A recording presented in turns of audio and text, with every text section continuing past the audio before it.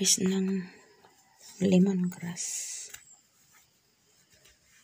Siyang bibili sa lemongrass na tanim ko, siya din ang mag-harvest. Kasi siya ang nakakaalam kung paano tanggalin ang lemongrass.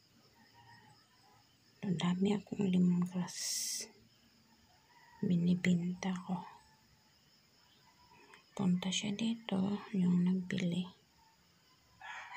Tapos siya ang mag-harvest, silang mag-asawa niya.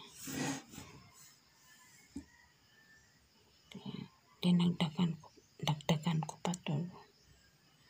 Magtanim ako ulit doon sa kabila para mas marami. Sa sunod na pagbalik nila 1 month, dadami na din yan. Hindi naman ubusin yung isang puno. Iwanan siya ng mga 4 o 5. Kasi pinipili na yung magandang klase. Magkapira din. Kahit nasa bukid tayo, tapos magsikap lang magtanim. Ayan. Magkapira din. Maraming salamat sa mga suporta niyo, mga amigo. Na wala kayong sawa sa panonood ng video ko. Kahit hindi na ako FW, uwi na ako sa Pilipinas, patuloy pa rin ang suporta niyo sa akin. Nag-farmer na ako sa bahay namin. Dito sa likod. Nag-farmer na ako. Tapos nagtatanim din ako ng mga halaman ko. Ibibinta ko din yung halaman ko pag may bibili. Sa ngayon, hindi ko pa ibibinta kasi hindi pa masyado marami ang isa-isa pa lang kailangan may mother na tanim para hindi ako mawalan ng yung klase kasi bawat isang flower pot isa pa ang ko. Hindi pa lahat na may baby.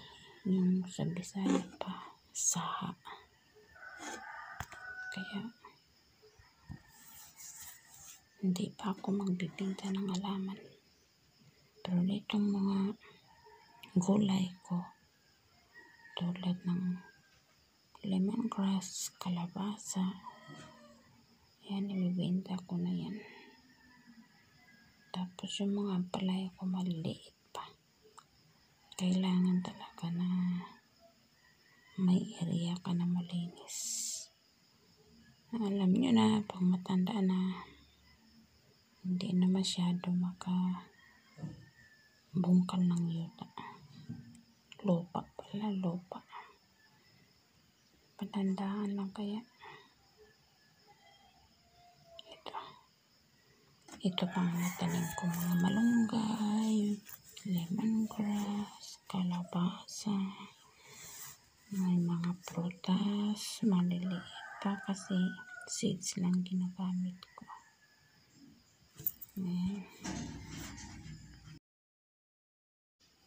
Kaya tuloy-tuloy lang tayo dito kahit nasa bukid tayo sa bundok.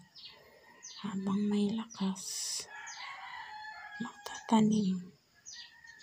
Paraan-paraan lang mga amigo para magkapera. Para hindi naman ma-empty yung pitaka. Kahit piso, may laman. Sikap-sikap lang. Dito, kahit wala na ako masyadong maraming pera kagaya ng abroad. Walang amo. Kung gusto matulog. Kung sa abroad naman, maubos man din ang pera Kasi dito sa Pinas, kailangan talaga ipadala ang pera. dahil may ipapagawa ng mga importante. Ganon. Kaya dito pag makapira ako, sa gusto ko lang kung anong bibilhin ko. Yung pinaka-importante din ang ibibili ko na pangangailangan ko sa bahay. Wala namang problema sa konsumo kasi sabi ko, sila na bahala sa konsumo. Asawa ko, kurente tubig, anak ko. Kaya sikap lang. Salamat!